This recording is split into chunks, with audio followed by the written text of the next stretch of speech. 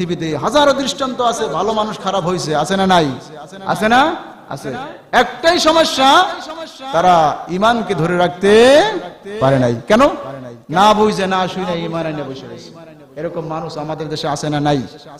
আমি নামাজ পড়ি, নামাজে কি বলি আমি নিজেও জানি না, এরকম মুসল্লি আছে না নাই? খোদার কসম করে বলি 60,000 70 80 বছর 90 বছর যদি আমি নামাজ পড়ি, নামাজ আল্লাহ দরবারে কবুল হবে। আল্লাহ রাব্বুল আলামিন বলেন, ইয়া আইয়ুহাল্লাযীনা আমানুত্তাকুল্লাহা হাক্কা তুকাতিহি ওয়া লা তামুতুন্না ইল্লা ওয়া আনতুম মুসলিমুন।